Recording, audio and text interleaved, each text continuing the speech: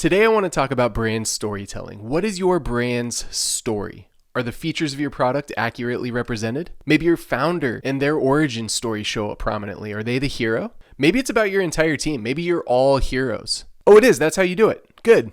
Psych. Obviously that was a trick. You get nothing. You lose. Good day, sir. Welcome to Play It Back, where we're bringing you game tape from your favorite creative campaigns of all time.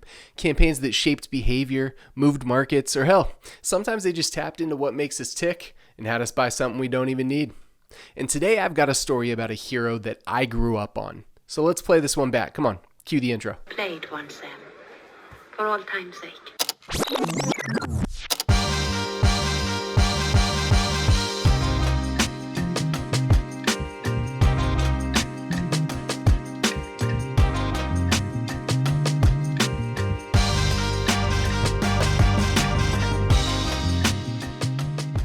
I grew up in the 80s, the golden age of, capitalism and cocaine, but also hero-driven storytelling. Arnold Schwarzenegger in Predator, Swayze in Roadhouse, Tom Cruise in Top Gun, and Keaton in Batman. And yeah, that's right, a lot of false idols out there, but I recognize Michael Keaton as the one true Batman. Through him, all things are possible. Oh, and then there were the cartoons. G.I. Joe, Voltron, Gem, He-Man, Transformers, Ninja Turtles. It could go on and... Oh, Ghostbusters. I can't forget Ghostbusters. But if you're anything like me, you had your favorite Ghostbuster. You had your favorite Joe. You had your favorite Ninja Turtle. You'd jump off the front porch in the summer and shout, "Dibs on Donatello!" to your friends, and then you'd grab a broomstick with some duct tape wrapped around it and run into the Greenbelt to fight the imaginary Bebop and Rocksteady who were guarding the portal to Dimension X. Whew. These action flicks and cartoons, like all good stories, made me want to be the hero. They reflected some characteristic that I wanted to have. Hell, that's why the ensemble crew is such an effective device. Leo had leadership qualities. Don was a genius. Raph was edgy and he was misunderstood. And Mikey was an adorable goof. It didn't matter who you were, you could see yourself in one of these heroes. And if you think about brand storytelling, the same needs to be true for your customers. They need to see themselves as the hero of their own story. So let's look at this through the lens of Joseph Smith's storytelling structure, the monomyth, or the hero's journey. If I'm the hero, your product, your team, your founder can't also be the hero. Your product is the supernatural aid. Your team is the mystical guide. The story isn't about the supernatural aid. That's the tool that the hero uses to achieve their mission, to answer their call. Your brand hero needs to be someone your customer wants to be. And that's an important nuance. It's not who they are today, but who they could be if they only had your product. Let's look at a few examples of this. In 1954, Marlboro was known as a woman's cigarette. They couldn't get guys to buy them, so they invented the Marlboro Man, a cowboy. And in 1954, guys saw the Marlboro Man and went full Kid Rock. I want to be a cowboy, baby. Sales soared. In the post-World War II 50s, every dude wanted to feel that manly. Marlboro wasn't selling a cigarette. They were selling a transformation. Now fast forward to 1987, and we're going to stick here for a while because that's a very important year. First of all, it's the year Nike launched its Just Do It campaign, which didn't set out to sell you shoes. It set out to sell you on the fact that you could be the hero of your own story. You could be an athlete. The first ad was an 80-year-old dude. He was running his daily 17 miles across the Golden Gate Bridge. Just do it. They sold you the transformation.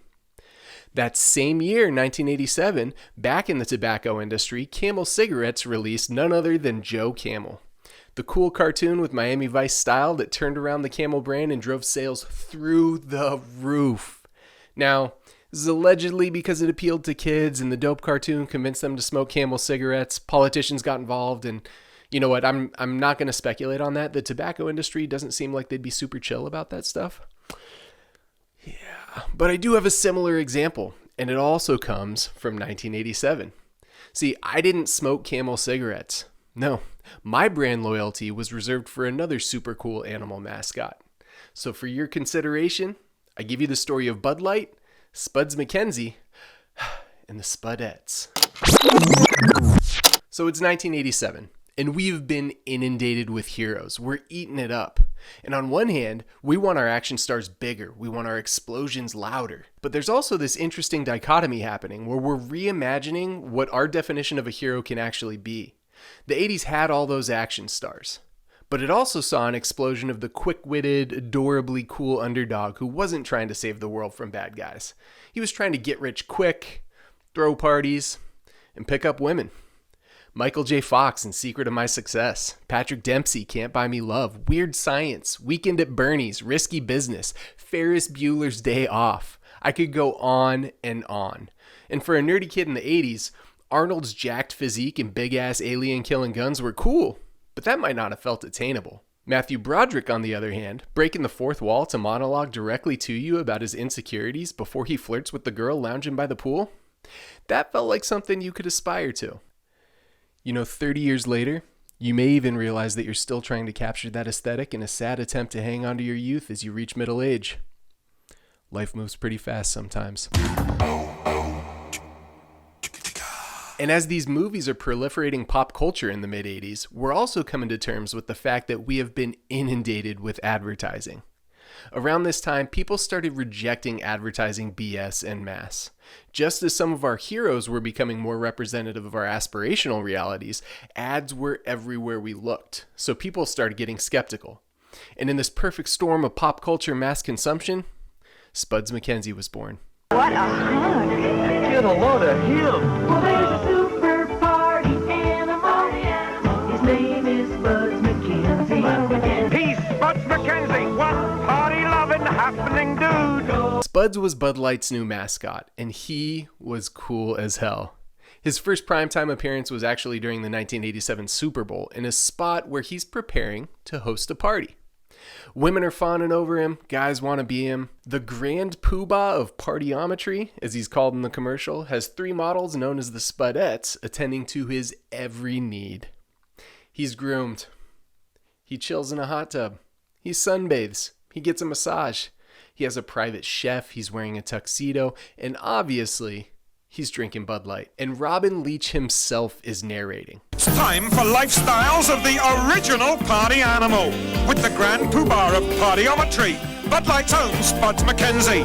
If you don't remember or you're too young to recognize that name, Robin Leach hosted a show called Lifestyles of the Rich and Famous. He was one of the most recognizable voices in America, even though he was British. He was the epitome of aspiration.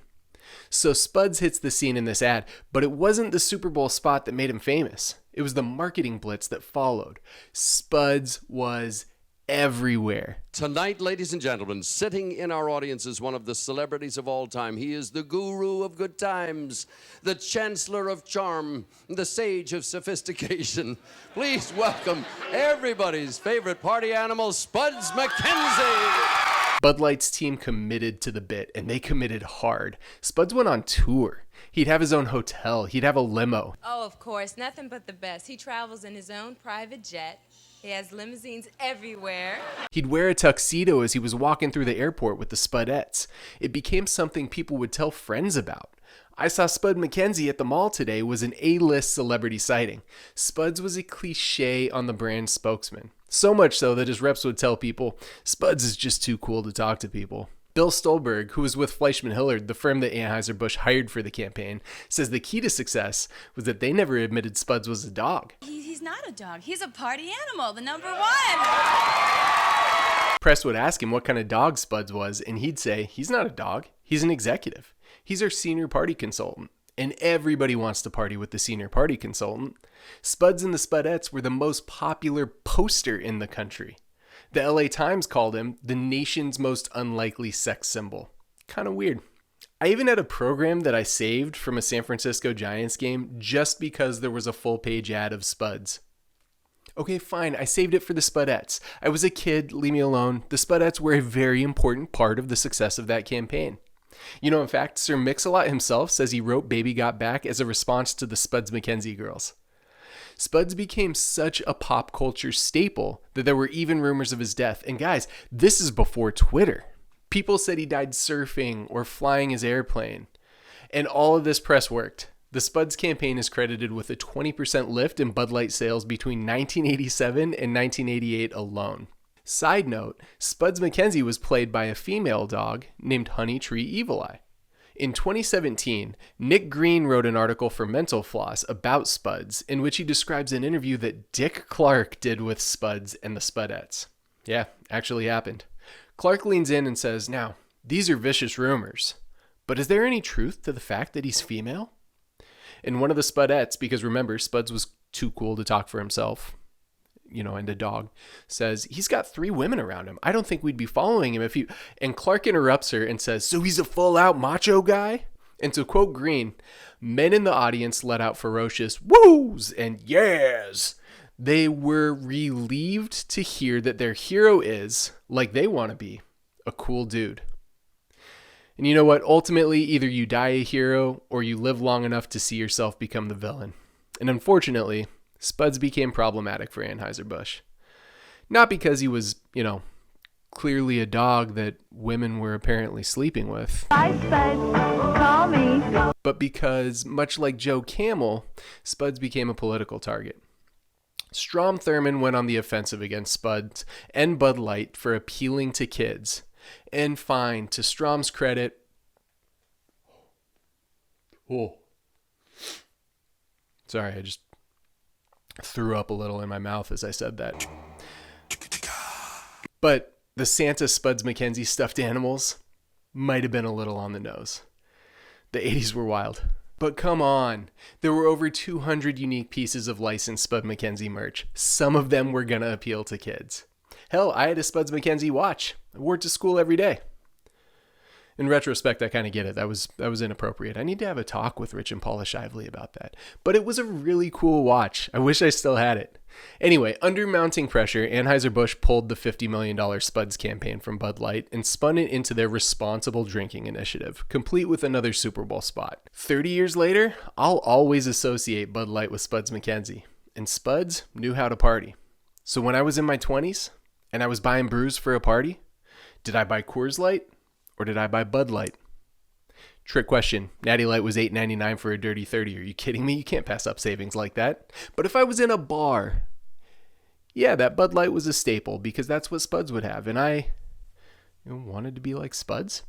So back to brand storytelling. Who is the hero of your brand story? Does that hero capture the aspiration of your ideal customer? Do you paint a picture of the world that they want? Worth thinking about. Shout out to Spuds Mackenzie. Shout out to Bill Stolberg. Shout out to Ferris Bueller. And shout out to you. We'll be back next week with more of our favorite campaigns and the lessons we can take from them. What's a marketing topic that you've been spending time thinking about lately? Let me know in the comments and we'll dig in. Thanks for playing it back.